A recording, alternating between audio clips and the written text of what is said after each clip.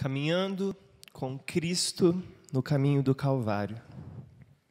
Estamos nessa jornada já desde o começo desse mês de março, quando o pastor Binho nos trouxe a palavra no Evangelho de Marcos, aquela palavra tão importante de Jesus aos seus discípulos: quem quiser me acompanhar, quem quiser me seguir, deve negar-se a si mesmo, tomar a sua cruz e seguir. Nós, durante esse tempo tão especial no calendário cristão, a festa mais especial do calendário cristão, que é a Páscoa, nós estamos prestes a vivê-la. Mas antes da Páscoa existe um tempo, uma estação litúrgica, que é a estação da Quaresma. Uma estação de arrependimento pelos nossos pecados, uma estação de muita meditação a respeito dos nossos caminhos, dos nossos maus caminhos, uma estação onde nós abrimos mão de tantas coisas, abrimos mão de tantos confortos, tantos pequenos prazeres, enquanto nós nos lembramos que estamos junto com Jesus nessa caminhada rumo ao Calvário. Porque a vida de um cristão aqui no Ocidente pode parecer uma vida tão confortável, não é verdade? Mas Jesus nos chama, e o primeiro convite dessa série, na primeira mensagem feita pelo pastor Binho, é de que nós devemos tomar a nossa cruz e seguir Jesus nesse caminho que nos leva a um fim, o Calvário. Estamos caminhando para lá, estamos indo para lá com Jesus. E hoje nós iremos ver mais um episódio, nós vamos chegar muito perto das horas finais de Jesus com seus discípulos. O último episódio no qual a gente vê Jesus ainda reunido com seus discípulos é o episódio do Getsêmani, mas antes do Getsêmani, Jesus resolveu compartilhar com seus discípulos uma última refeição, uma refeição que já atravessa milênios, sendo relembrada, sendo reproduzida pelos discípulos de Jesus no mundo todo, já há mais de 2000 anos. Nós hoje vamos conversar a respeito do texto do evangelista Marcos, no capítulo 14, a partir do versículo 12. Se você tem a sua Bíblia aí na sua casa, você pode abri-la para acompanhar a leitura do texto. A gente vai voltar depois durante a mensagem, mas você vai ter também projetado na sua tela aí projetado esse texto de Marcos capítulo 14, a partir do verso 12. A palavra do Senhor diz que no primeiro dia da festa dos pães asmos, quando se fazia sacrifício do cordeiro pascal, disseram-lhe os seus discípulos: onde queres que vamos fazer os preparativos para comeres a Páscoa? Então, Jesus enviou 2 dos seus discípulos, dizendo-lhes: ide à cidade e vos sairá ao encontro um homem, trazendo um cântaro de água. Seguiu e dizei ao dono da casa aonde ele entrar, que o mestre pergunta: onde é o meu aposento no qual hei de comer a Páscoa com os meus discípulos? Ele vos mostrará um espaçoso cenáculo mobiliado e pronto. Ali fazei os preparativos. Saíram, pois, os discípulos, foram à cidade e, achando tudo como Jesus lhes tinha dito, prepararam a Páscoa. Ao cair da tarde, foi com os 12. Quando estavam à mesa e comiam, disse Jesus: em verdade vos digo que um dentre vós, o que come comigo, me trairá. E eles começaram a entristecer-se e a dizer-lhe, um após o outro: porventura sou eu? Respondeu-lhes Jesus: é um dos 12, o que mete comigo a mão no prato. Pois o Filho do Homem vai, mas como está escrito a seu respeito. Pois o Filho do Homem vai, como está escrito a seu respeito. Mas ai daquele por intermédio de quem o Filho do Homem está sendo traído. Melhor lhe fora não haver nascido. E enquanto comiam, tomou Jesus um pão, e abençoando-o, partiu e lhes deu, dizendo: tomai, isto é o meu corpo. A seguir, tomou Jesus um cálice, e tendo dado graças, o deu aos seus discípulos, e todos beberam dele. Então lhes disse: isto é o meu sangue, o sangue da nova aliança, derramado em favor de muitos. Em verdade vos digo que jamais beberei do fruto da videira, até aquele dia em que eu hei de beber novo no reino de Deus. Tendo cantado um hino, saíram para o monte. das Oliveiras. Feche os seus olhos, vamos orar mais uma vez? Querido Deus, essa é a Tua palavra, foi lida, Tua palavra foi aberta, e nós queremos agora, Senhor, que ela caia como orvalho sobre os nossos corações, molhando essa terra seca, e fazendo, ó Deus, brotar sementes que vão gerar o fruto do Teu Espírito em nós. Obrigado, Senhor, porque o Senhor nos convida a sermos parceiros do Senhor, nesse caminho que é sim um caminho de dor, um caminho de sofrimento, um caminho de abnegação, mas é um caminho que nos leva para perto de Ti, para perto do Cristo crucificado, porque sabemos que se somos crucificados com Ele, também seremos ressuscitados com Ele.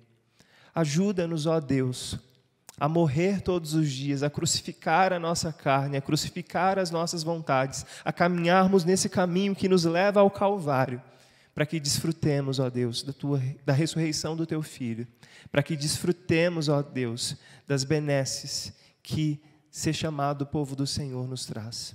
Abençoa-nos, fala ao meu coração, para que eu possa falar aos meus irmãos, que no nome de Jesus, o Teu Espírito faça a obra que só Ele pode fazer em cada mente, em cada coração. É o que nós te pedimos humildemente, em nome e por amor de Jesus Cristo, Teu Filho. Amém e amém. Irmãos, esse texto é um texto riquíssimo da palavra de Deus. Esse é um texto que a gente poderia ficar aqui talvez umas 2, 3 semanas meditando apenas a respeito desse pequeno recorte da palavra. Porém, hoje eu quero focar com vocês em 3 pontos sobre o convite que Jesus nos faz nesse caminho do Calvário e, sobretudo, nessa última refeição. Nós aprendemos 3 lições preciosíssimas. E quando eu olho para esse texto, eu me lembro de uma afirmação do teólogo N.T. Wright, que diz que compartilhar alimento, especialmente o alimento festivo, une uma família, une um grupo de amigos, um ajuntamento de colegas. Refeições como essa que a gente acabou de ler em Marcos capítulo 14, dizem muito mais do que nós poderíamos jamais dizer em palavras. Essas refeições dizem a respeito de quem nós somos e dizem também sobre como nós nos sentimos uns em relação aos outros. Refeições como essa que Jesus compartilhou com seus discípulos trazem a nós, nos lembram das nossas esperanças e das nossas alegrias. Esperanças e alegrias essas que nós compartilhamos uns com os outros. A refeição, e sobretudo essa última refeição de Jesus, não somente alimenta os nossos corpos, não alimentou apenas os corpos dos discípulos. Essa refeição diz algo. Eu sei que você está com muita saudade de celebrar a ceia do Senhor em comunidade aqui como povo. Nós estamos afastados desde o final de dezembro, quando nos decretos de final de ano a gente resolveu fechar a igreja e a gente não teve mais a celebração da Santa Ceia. Alguns poucos irmãos tiveram a minha visita, eu pude visitá-los e compartilhar a ceia com eles, mas a grande maioria da nossa igreja, da nossa comunidade, não experimentou essa refeição especial, esse momento tão especial ao redor da mesa. E N.T. Wright, ao olhar para esse texto de Marcos, capítulo 14, lembra a gente que compartilhar alimento, muito mais do que ser um momento especial no qual nós compartilhamos alimento. Estar à mesa com Jesus, estar à mesa com pessoas queridas nossas, dizem algo a nosso respeito, dizem algo a respeito das pessoas ao nosso redor. Ontem mesmo, a Bia estava conversando comigo, e aí ela falou: Tássio, eu acho que uma característica nossa é que a gente gosta muito de estar no meio das pessoas, a gente gosta muito de receber as pessoas em casa, de preparar uma mesa e comer com elas.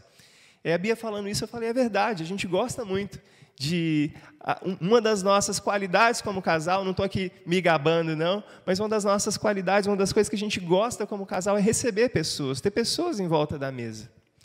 E eu me lembro como a mesa é algo muito presente na minha vida. Talvez você vai se lembrar disso também, você vai conseguir fazer alguns paralelos com você. Eu me lembro do meu último encontro com todos os meus amigos de igreja da Bahia, quando, em 2014, eu estava de mudança para o seminário. Eles prepararam uma grande surpresa, foram todos até a minha casa, e ali foi a nossa última refeição. E a gente brincou bastante, eles fizeram uma programação que durou algumas horas, muita farra lá na sala da minha casa, mas eu me lembro que esse momento foi um momento em volta da mesa.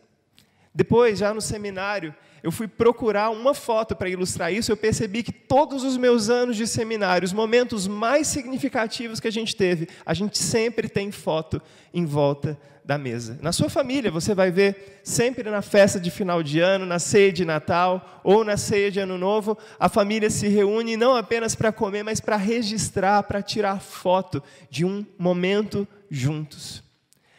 Talvez você se lembre da última ceia que você celebrou, a última ceia de Natal que você celebrou com um parente seu que já foi estar com o Senhor. E aquele momento foi muito marcante, porque na mesa vocês compartilharam a refeição e muito mais do que a refeição, vocês compartilharam a vida. E aquele momento ficou registrado através de uma foto. E se você não teve como registrar numa foto, com certeza, na sua memória, você vai se lembrar. Aquele foi o último ano que eu passei a ceia de Natal com fulano de tal. Os momentos mais significativos da nossa vida sempre têm a ver com boas refeições, com momentos à mesa, com pessoas queridas. O N.T. Wright continua dizendo que a morte de Jesus, vista e conhecida à luz dessa refeição, desse texto que a gente acabou de ler, dessa última ceia, a morte de Jesus, se enxergada através desta refeição, dá sentido a tudo isso. É desse jeito que o reino virá. Jesus desejou que essa refeição fosse o meio central, pelo qual a conquista de seu reino sobre a morte fosse conhecida, crida, incorporada e vivida. É por isso que até hoje nós celebramos, nós recontamos, nós revivemos a história da última ceia, todas as vezes que nós nos reunimos e sentamos para comer. Não uma refeição física, porque o tamanho do pão, o tamanho do cálice de vinho que a gente toma aqui como igreja é muito pequeno para ser uma refeição que alimenta o nosso corpo material, o nosso corpo físico. Mas essa refeição aponta para um alimento espiritual que nutre o nosso homem interior, e não apenas a nós como indivíduos, mas a nós como comunidade, como povo. A refeição diz algo sobre nós.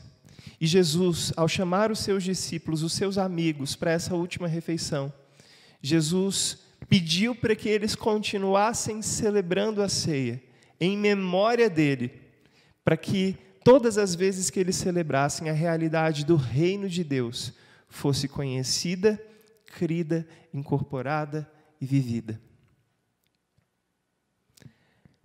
E aí a gente segue vendo que nesse caminho do Calvário, nós somos convidados à mesa do Senhor.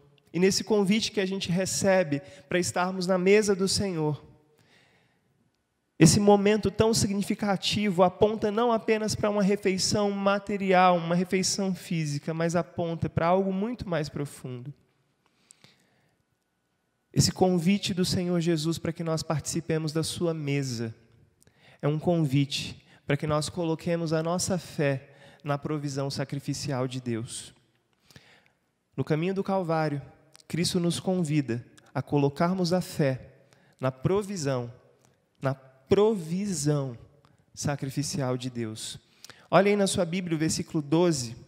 No primeiro dia da festa dos pães asmos, quando se fazia o sacrifício do cordeiro pascal, disseram a Jesus os seus discípulos: onde queres que vamos fazer os preparativos para comeres a Páscoa? Os judeus, eles tinham várias festas durante o seu ano.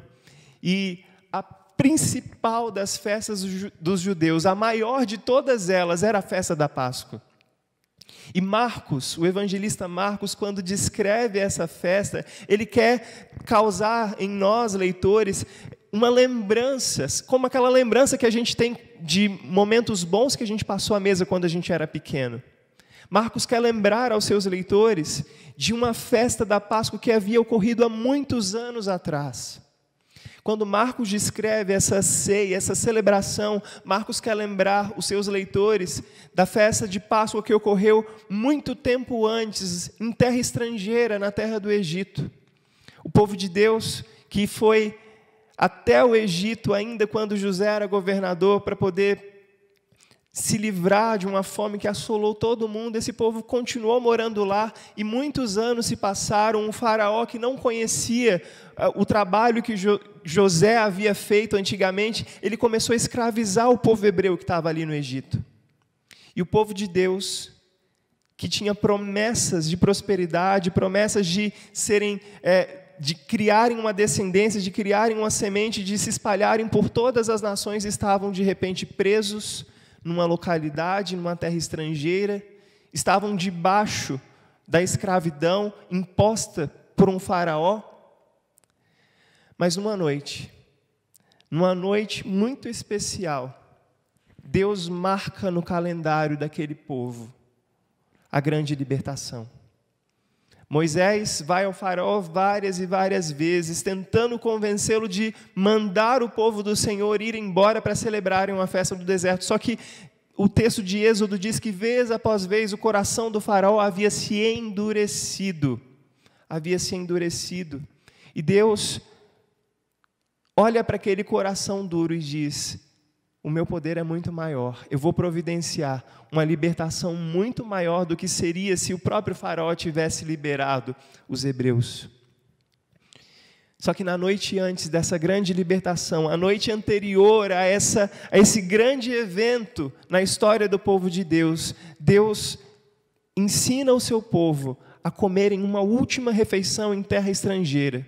Eles pegam ervas amargas, que significavam a amargura da escravidão que eles haviam passado há muito tempo, e ali eles comem, como se fosse um molinho daquelas ervas amargas, comem um pão sem fermento, que simbolizava o tempo que eles não tiveram para se preparar, para arrumarem um caminhão de mudança para levarem. Os pães asmos significam isso, e era essa festa que ia ser celebrada, era essa ceia que ia ser celebrada por Jesus e seus discípulos. Mas havia um outro elemento, além das ervas amargas e além dos pães asmos. Havia o cordeiro. No caminho do Calvário, Jesus nos convida a colocarmos a nossa fé na provisão sacrificial de Deus. Por que o cordeiro é essa provisão sacrificial de Deus? A condição que Deus colocou para libertar o seu povo era de que naquela noite muito especial, além de comerem os pães asmos, além de comerem ervas amargas, eles deveriam também imolar um cordeiro e mancharem os umbrais das portas de suas casas com o sangue desse cordeiro. E toda casa que tivesse com esse sangue sobre a sua porta seria liberta. O anjo da morte passaria e não causaria mal algum àqueles que tivessem o sangue do cordeiro na porta. O decreto de Deus para aquela noite foi: ou existe o sacrifício de um cordeiro, ou existirá a morte de um primogênito. E o povo de Deus se fiou, o povo de Deus acreditou, o povo de Deus comprou a ideia do seu Deus, que agora dizia: eu vou libertá-los da terra do Egito. E ao acreditar, o povo de Deus se apoiou numa provisão que Deus havia feito, uma provisão sacrificial. Ou um cordeiro, ou a vida de um primogênito. E agora, a gente está nessa ceia que Jesus está celebrando muito tempo depois com seus discípulos. E Marcos, ao escrever, Marcos lembra que se lá no Antigo Testamento existia uma escravidão muito forte sobre o povo de Deus, agora, muitos anos depois, existia uma outra escravidão, porque os judeus não estavam mais debaixo do governo de Faraó, mas o Império Romano os oprimia e eles eram como escravos na própria terra deles. Eles pagavam altos impostos para o império. E se lá no Antigo Testamento a libertação de Deus foi muito poderosa, agora, nesse outro governo, nessa outra escravidão que o povo judeu enfrentava, a salvação precisaria ser duplamente, triplamente poderosa. Se no Antigo Testamento um cordeiro foi imolado, um cordeiro foi sacrificado, Agora, nessa festa, precisaria haver também a provisão de um cordeiro para libertá-los. Nesse caminho do Calvário, Jesus convida a mim e a você a nos lembrarmos que um dia nós fomos escravos do pecado, mas que Deus providenciou o sangue do Cordeiro Pascal. A gente vai ver isso daqui a pouco, mas todas essas festas judaicas que eram celebradas, todas elas eram um memorial de uma parte da história dos judeus.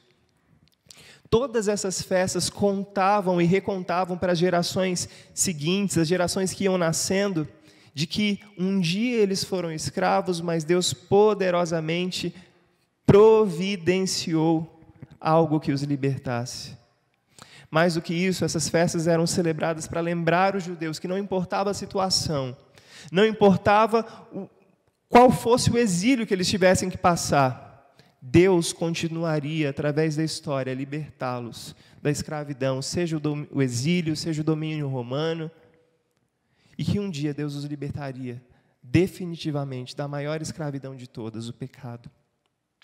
No caminho do Calvário, Cristo nos convida a colocarmos a nossa fé na provisão sacrificial de Deus. Mas no caminho do Calvário, Cristo também nos oferece a si mesmo como sacrifício. No caminho do Calvário, Cristo oferece a si mesmo como sacrifício em nosso lugar. Olha só o que o versículo 23 diz.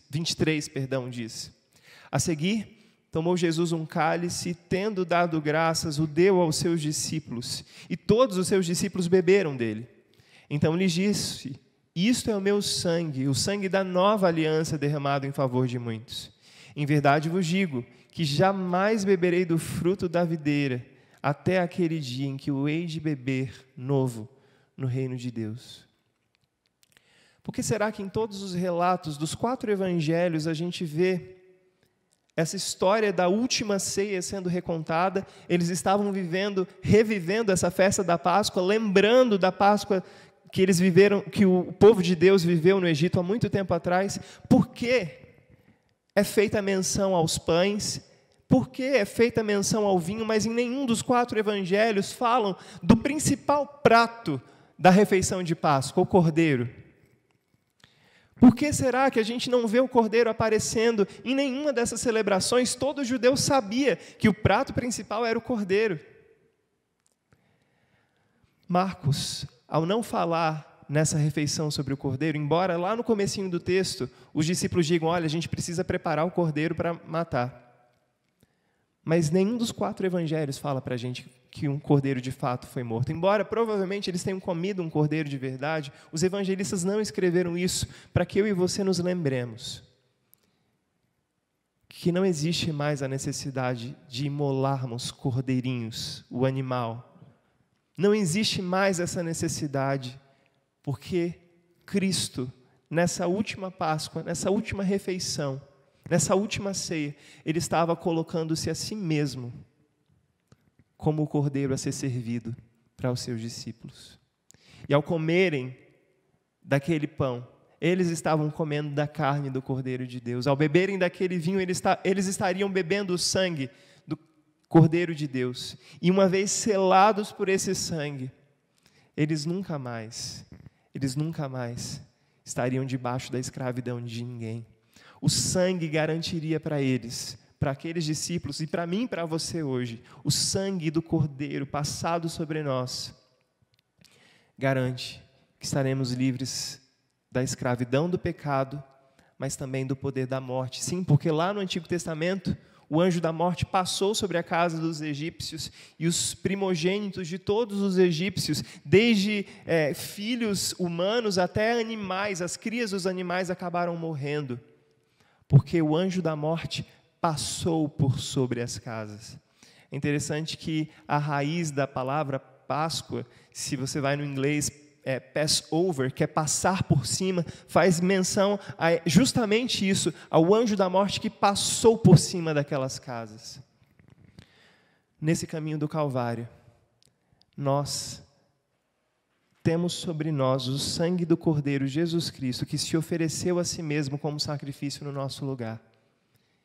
O pecado pode passar por nós, A morte pode passar por nós, mas nada disso vai nos fazer mal ou dano algum, porque temos sobre nós o sangue do Cordeiro. E embora o último inimigo que eu e você devemos enfrentar seja a morte não é o nosso fim. A morte não é o nosso fim. No caminho do Calvário, Cristo nos convida a colocarmos a nossa fé na provisão sacrificial de Deus, mas Cristo também oferece a si mesmo como sacrifício em nosso lugar.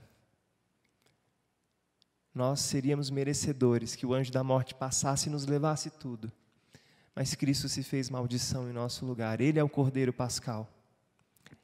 Ele é o primogênito de Deus que morreu, porque o anjo da morte passou sobre Cristo e sobre ele estavam os nossos pecados. O pastor Timothy Keller, que é pastor numa das maiores igrejas presbiterianas de Nova York, na ilha de Manhattan, diz que todo amor real capaz de transformar vidas, é um sacrifício substitutivo de alto custo.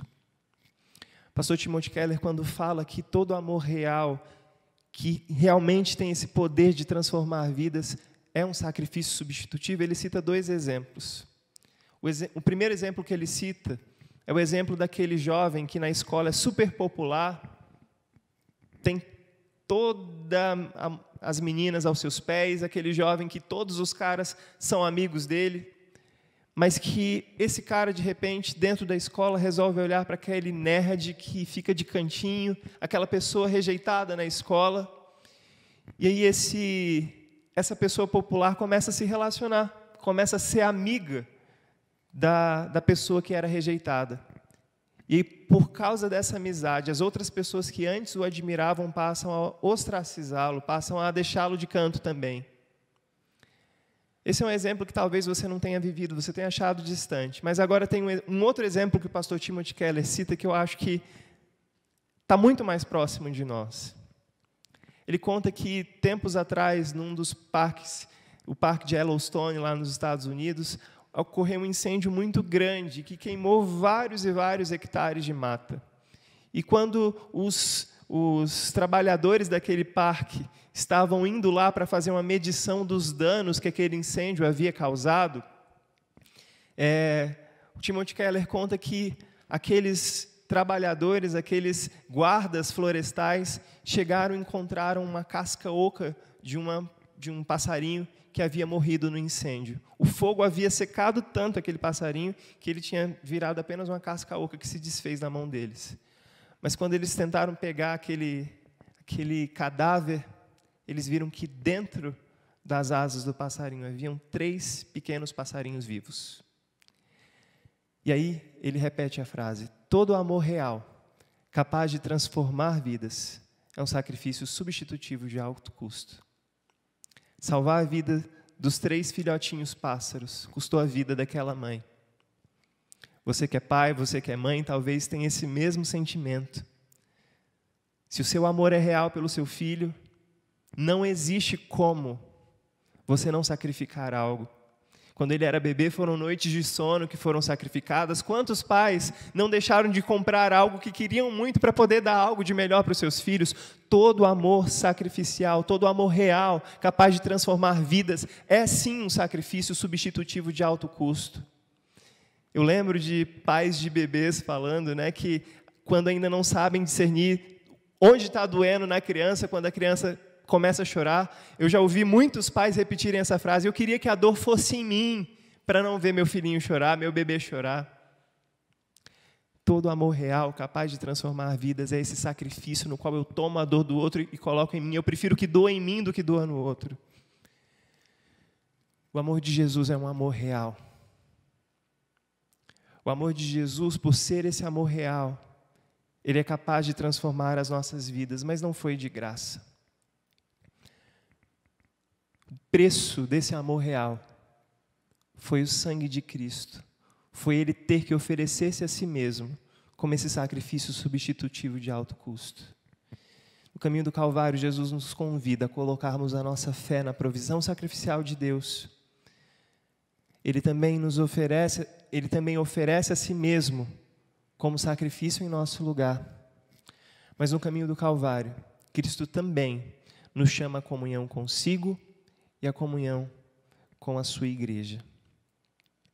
Essas celebrações, todas essas festas vividas, normalmente comemoradas em família, a festa da Páscoa antigamente era uma comemoração que era feita só em família. Você chamava os seus filhos, de repente os pais iam na casa dos seus pais, então juntava a família nuclear, netos, pais, avós, bisavós, e ali era uma refeição comida em conjunto, em família.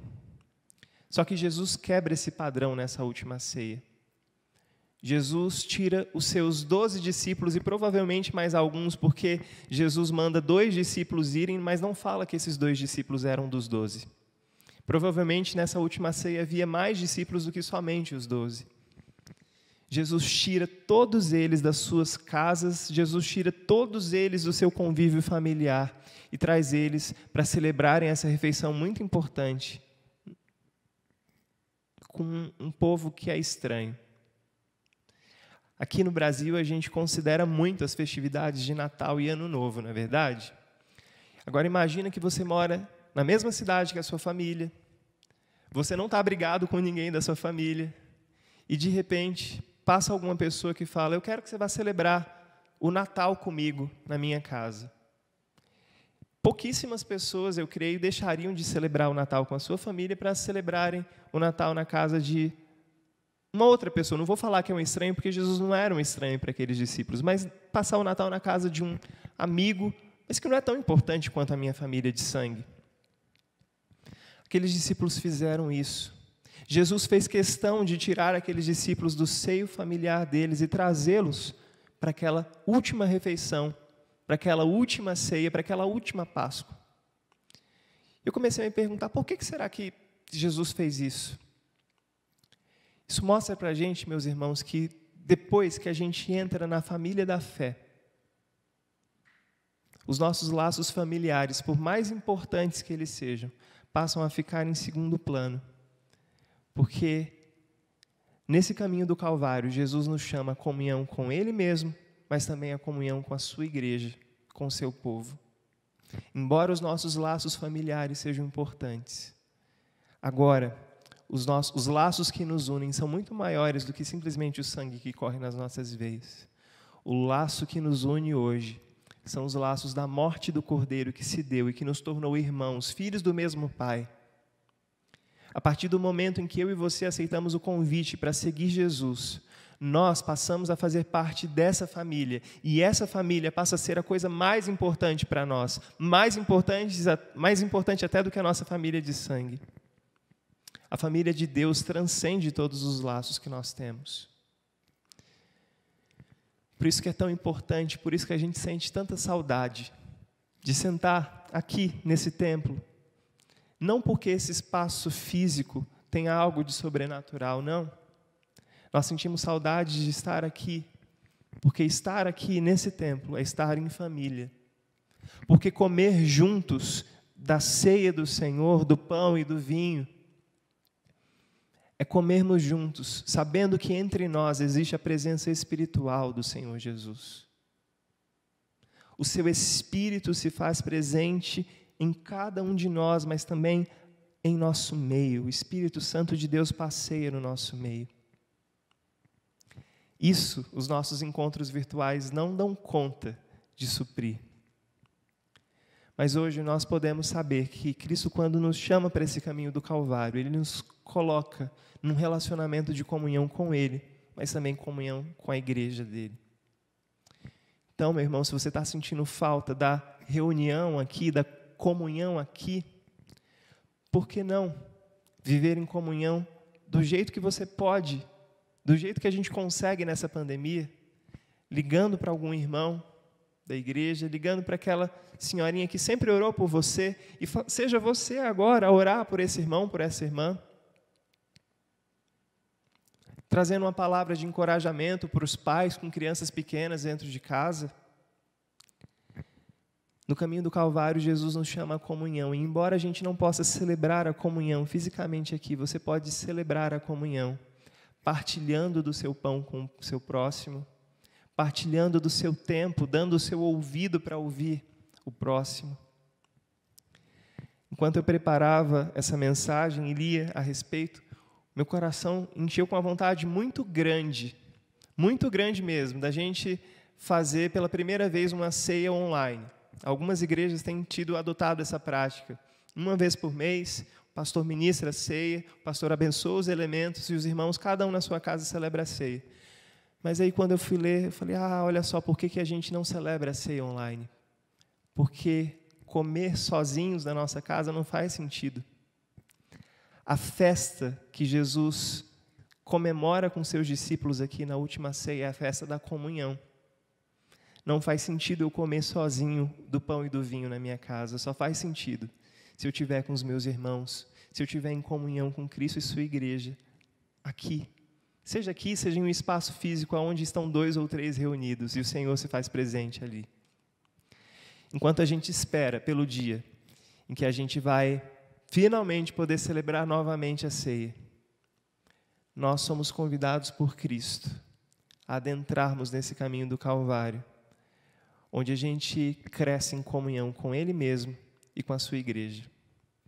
D.A. Carson, que é um dos teólogos mais influentes do século passado, ele ainda é vivo, diz que o que une os cristãos não é a educação em comum, não são as políticas em comum, e isso faz muito sentido em tempos de polarizações políticas. O que une os cristãos não são as nacionalidades em comum, os sotaques ou os empregos em comum. O que une os cristãos não é nem mesmo qualquer coisa que seja do tipo. Os cristãos são unidos porque foram salvos por Jesus Cristo. Os cristãos são unidos porque foram salvos por Jesus Cristo. Nós fomos unidos porque fomos salvos em Jesus Cristo. Não é mais nada que nos une. É a salvação em Cristo que nos une. E o D.A. Carson termina dizendo que nós somos um bando de inimigos naturais, mas que mesmo assim amam uns aos outros por amor de Jesus. Naturalmente, era para eu ser inimigo de vocês, mas por causa do amor de Jesus, nós não somos mais estranhos, a gente não se estranha mais. E pensando sobre isso, que às vezes dentro da igreja existe tanta divisão, de pensamentos divergentes, pensamentos políticos divergentes, pensamentos sobre se a liturgia deve ser uma liturgia mais avivada, uma liturgia mais tradicional, pensamentos sobre a teologia calvinista, a teologia arminiana. Existem tantas divisões no corpo de Cristo, mas olha só, a salvação em Jesus Cristo é algo que nos une. É algo que nos une. Em tempos de divisão, nós sentimos saudade de voltar à mesa de Jesus, de voltar à mesa do Cordeiro, porque é nessa mesa de Jesus que nós não somos mais estranhos um ao outro. Na mesa de Jesus, nós nos tornamos irmãos. Nessas férias, eu e a Bia tiramos um tempo para descansar. A gente acabou de voltar de férias. E nesse descanso eu fui ver alguns filmes que fazia muito tempo que eu queria assistir, mas que eu não tinha tido tempo de assistir ainda. E um desses filmes é um filme muito antigo, de 1987, chamado A Festa de Babette. Se você nunca assistiu, é um filme velho, mas que vale muito a pena ver. Nesse filme, 2 irmãs que são filhas de um pastor, o pai delas morre, e elas trabalham fazendo obras de caridade para as pessoas na sua comunidade, lá na Dinamarca. E essas 2 irmãs trabalham fazendo obras de caridade, porém a vida delas é uma vida muito rígida, uma vida muito difícil, muito dura, e a vida de todo mundo naquele povoado é uma vida difícil, rígida e dura. Dentro da igreja que o pai delas havia fundado, começou a haver um monte de divisões, e aquelas irmãs que acabaram se tornando líderes da igreja, elas não davam conta mais de unir os irmãos que brigavam por picuinhas muito antigas. Até que um dia, de muita chuva, chega uma moça fugida da guerra na França, E essa moça se chama Babete, ela perdeu o marido, perdeu o filho na guerra. Estou dando spoiler aqui do filme, né? Estou contando toda a história, mas é muito importante. A Babete chega naquela cidade e é acolhida por essas duas irmãs. E aquela comunidade que antes vivia carrancuda, aquela comunidade que antes vivia numa briga eterna, passa a entender o que é comunhão através da vida dessa mulher que chegou lá desamparada, fugida, que havia perdido um marido, perdido um filho na guerra. Tudo porque essa mulher, a Babete, ela resolve fazer boas refeições. Ela pega o dinheiro de uma previdência que ela acabou recebendo, de uma indenização por conta da morte do marido que trabalhava no exército, e ela pega todo o dinheiro e gasta num jantar luxuoso para doar para aquela comunidade. E ali na mesa, inimigos acabaram se tornando irmãos. Pessoas que não se compreendiam, pessoas que viviam em pé de guerra, começaram a entender as razões do outro e a se perdoar. E quando eu assisti esse filme, eu falei, olha só que coisa bonita, como eles entenderam o significado da mesa, como eles entenderam o significado da celebração da última ceia de Jesus com seus discípulos, porque na mesa de Jesus havia lugar também para o traidor. Se você olhar no texto que a gente leu, Jesus fala, olha, existe um entre nós que é o traidor, ai dele, porque ele nem seria melhor que ele nem tivesse nascido, porém, Jesus não o expulsou da mesa. Há lugar para todos na mesa do Senhor. E esse filme da festa de Babete me ensinou isso. Será que eu estou excluindo aqueles que Deus chamou para a mesa? Será que eu estou achando que a mesa é um lugar exclusivo? A mesa do Senhor é um lugar onde estranhos se tornam irmãos. Que no nome de Jesus, nesse caminho do Calvário, a gente aceite o convite de Jesus a colocarmos a nossa fé e a nossa confiança na provisão sacrificial de Deus. Que nesse caminho do Calvário, nós entendamos que Cristo já se ofereceu a si mesmo como cordeiro, como esse sacrifício no nosso lugar. Que no nome de Jesus nós entendamos que Cristo nos chama à comunhão, não apenas com Ele, mas também com a igreja. Se você diz que tem comunhão com Deus, mas não tem comunhão com seu irmão, João diz, você engana-se a si mesmo e faz de Deus um mentiroso. E a verdade de Deus não está em você. No caminho do Calvário nós aprendemos a ter comunhão com Deus, com Cristo ressurreto, mas também com o corpo de Cristo, a sua igreja. Amém?